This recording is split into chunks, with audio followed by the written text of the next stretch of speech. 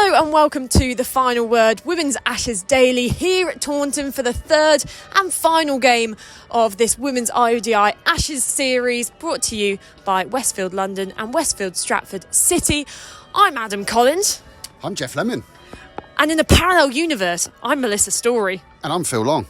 Now, Phil Long / Jeff Lemon, can you summarise that game to us in 30 seconds? 30 seconds, going to be tough like all of these games so far. Australia, they win the toss. They put England into bat. England, suddenly 12 for 2. Oh, they're in all sorts of trouble. This is what we thought was going to happen all the way along. Australia are going to be dominant. Crazy partnership. Nat Sciver as always. Sciver-Brunt at the end. England get to 280. Australia lose wickets early on. Then the rain comes, but there's only been 19.2 overs. So will we finish in time? Fortunately, we get back out after an hour.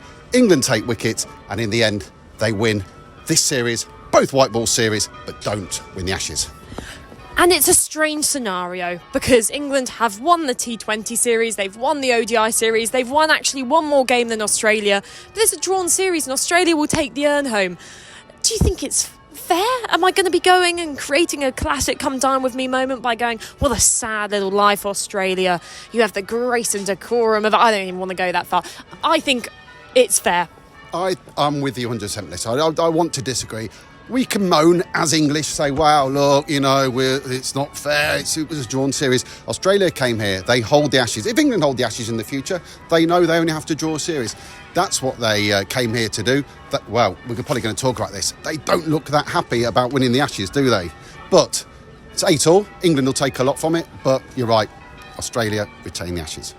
Let's take a look at this scorecard because we mentioned in the first innings Australia winning the toss, choosing to field first here at Taunton, a pitch with a little bit of green on it and maybe a bit of bad weather around, so you understand the decision.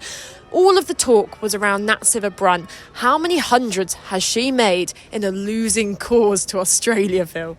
Well, that's right. I mean, we spoke, haven't we? We've spoken, she's made 3 in the last 4.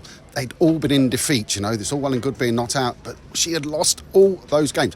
This time, she had a chance to batting first, made 129. Again, glorious. It got to a stage where do Australia know how to get Nat Sciver-Brunt out? They did eventually, but another 100, making it 4 in 5 one-day internationals against Australia. That's more than any other player's ever made. She's made them in the last 5 games. I feel like when a player like that is in so much, touch, those 8 balls, you kind of got to shake and it gives you a magical answer. You need to get them out in the field of saying, should we ball full outside off stump, shake it? No. Okay, what's our next solution? Because every single place Australia bowled, Nat Sciver-Brunt just looked like she was in ease. And actually, she started a bit slower. That partnership with Heather Knight raced along to that half century in fewer balls than Nat Sciver-Brunt. And we were going, hang on a second, this is very uncharacteristic of these two.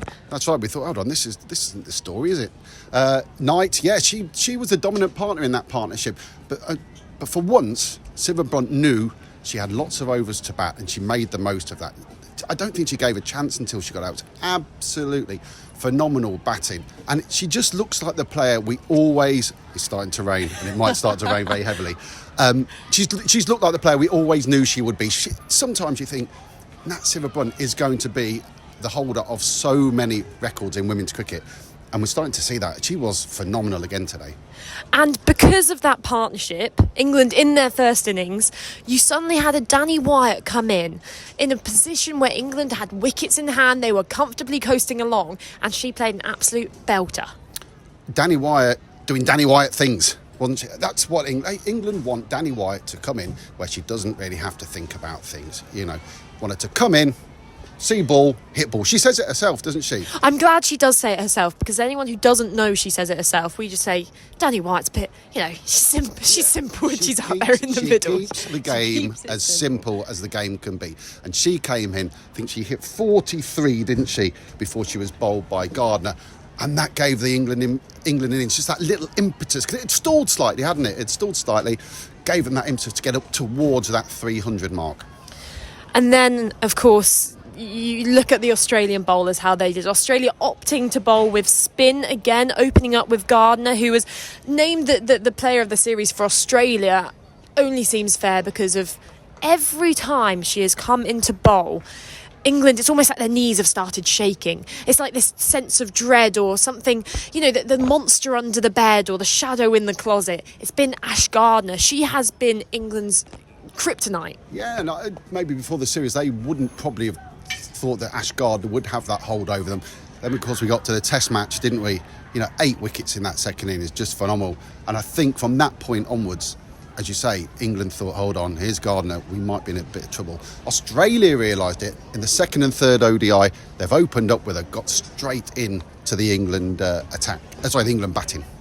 And continued to go with their 2-leg spin approach, which...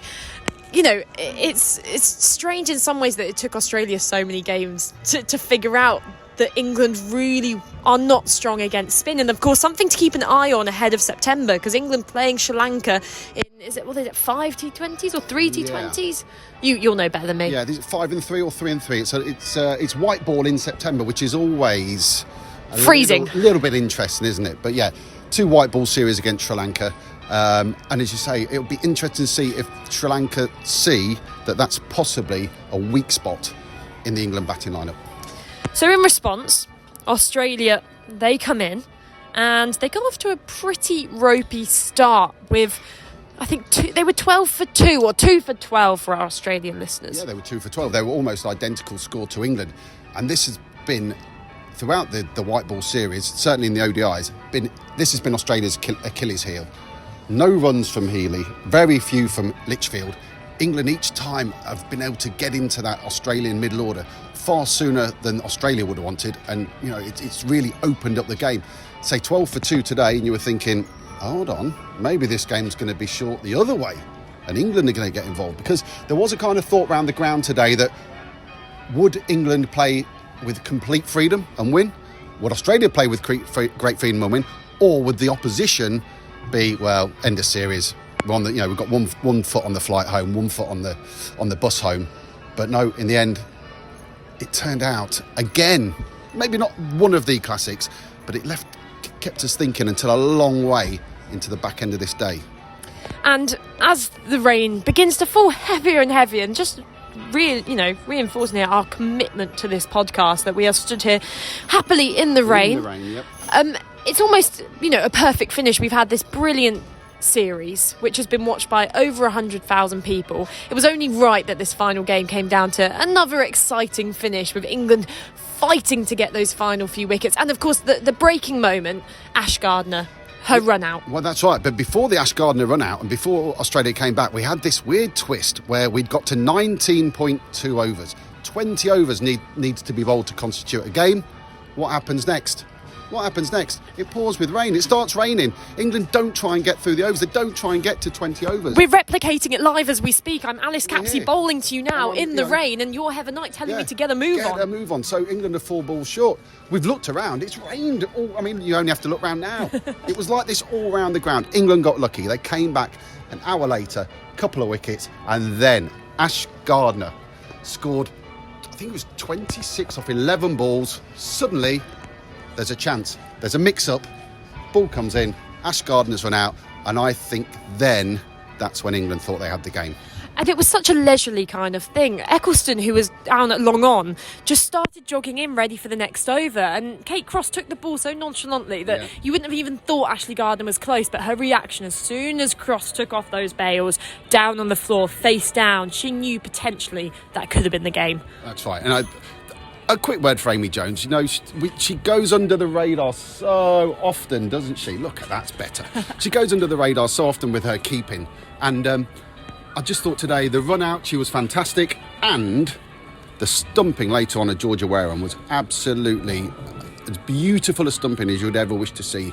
The gloves took the ball millimetres behind the bails off. Fantastic. And as always with Amy Jones, she's just like, oh, well, it's just what I do. It's just in her everyday place. Just as I wake up every day, we're here on tour, go down and get many pieces of bacon and convince myself to try and eat a bowl of fruit and never do. To Amy Jones, it's just that easy as me grabbing a bacon butty every morning. Yeah, she was good. She was excellent today. And if you're looking at the way the series panned out, fantastic from Jones. Healy not always so good. So yeah, definitely a tick in the box for Amy Jones's keeping. Now, This overall series as a whole, we heard on the loudspeaker just before the massive fireworks went off, and I lost 5 years of my life because I was not aware that we were shooting almost many cannons of yellow gas, which looked like mustard gas, into the air in Taunton. I hope some of the maybe more elderly locals were aware that this was going to be happening. It looked a bit like mustard gas from the way the Australian team reacted, didn't it? I mean, wow. They couldn't wait to get off the rostrum behind us, because wow, that was some fire. Well, not even fireworks. Sort of, I don't know. Literal smoke explosion.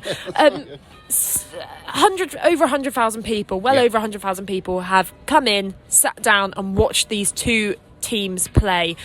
Many of those probably watching their first game of women's cricket.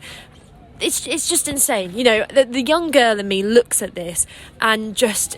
I almost get close to being teary. I remember last summer when the Lionesses won at the Euros, I was crying in my hotel room, and I've never watched a game of women's football before. But since then, you turn it on the TV, you go back and you watch more games, you get familiar with the players. Is this a bit of a big key moment in women's cricket between these two sides, or in general? Well, I think it is. And the year we go back to, you're going to tell me how old you were in this year. Are you ready for it? 2013. I was 13 years old. Oh, my goodness. So 2013. Phil was 12. I was only 12. Yeah, amazing. 2013, England beat Australia. Last time they've lost an ODI series. Also, we go back to 2013, games played at Wormsley, and games kind of going under the radar. Not anymore. This has really felt on so many levels as if women's cricket has taken the next step. I don't know what you think. You're of an age where you've kind of only ever seen it getting bigger and bigger and bigger. Yeah, I think I've been privileged in that respect, and as I say, I look around and it feels strange to be talking about the crowds all the time. Say, wow, look at the crowds, because women's sport is performing at a level where it feels almost past a point where to say, oh, look at the crowds, women's sports brings big crowds in. But we knew it could bring in big crowds. It's just seeing that come into fruition, seeing that in front of your very own eyes, and seeing an hour-long queue outside this ground. An hour-long queue for a women's cricket match? It's incredible. I mean, the same poor venue management sticks around the country, from Wormsley to Taunton in 2023. But, it was inspiring. There's going to be so many young boys and girls in the crowd and older spectators as well, whose perception of women's cricket has probably been changed forever. And on that note, Phil, it's time for the Hall of Fame. Ooh. What's your Hall of Fame moment from the game? The most remarkable thing is we've stood here, and you won't be able to see this, but if we look over there, look what is written on that wall over there. Hall of Fame. We found the Hall of Fame. We found the Hall of Fame. Do you think every single, the final word, Hall of Fame moment is written on that wall? Maybe within that wall is there, the Hall of Fame. So let's give a shout to the Hall of Fame, for the Hall of Fame. I'm gonna have to give a serious one. I'm gonna have to go with a woman who is in the Hall of Fame, the all-time Hall of Fame, Nat Sciver-Brunt. Absolutely incredible. To do what she's done over the last year and a half against any side would be incredible, but to do it against this Australian side, which we were saying at point, people have been saying it quite seriously, this might be one of the greatest sporting teams of all time. She's gone and hit 4 centuries in 5 games, and the reason I'm giving it to her today, because she scored the century and England have won. There we go. Well, I'm glad you went for a serious moment, Phil, because I've gone for 2 rather similar moments. Firstly, in the first over of the game. First over of the morning, yeah, it was. Umpire Anna Harris falling on the ground, taking a tumble for no reason whatsoever, with the agility of an umpire beyond her years. Probably just started the game off in the fashion we could have expected. It would be fun, it would be entertaining, there would be some giggles, there would be some falls. And along that line, right at the end of the game, when Nat Sciver-Brunt was receiving her many trophies and awards, she was almost wiped out by a seagull charging into her as she received her trophy. What an end to the series that would have been. Does that not just sum up, as I say, the fun we've had? We've had a great time, haven't we? Oh, what a series it's been. Absolutely fantastic. We were just saying in there, Nottingham, the first test, it literally seems like 2 minutes ago, and here we are, the lights have gone out. It's just, does it stop raining maybe? But what a series it has been. And I'm going to admit it, when Australia went 6-0 up, I was thinking, are the Australians going to be the Invincibles? Are we looking at a 16-0? But wow, England. That was fantastic. So the Ashes series is drawn, but Australia retains the Ashes. They'll be taking them back on the plane to Australia. It's been a laugh. It's been brilliant. And, well, I think from me, Adam Collins. And me, Jeff Lemon. That's all.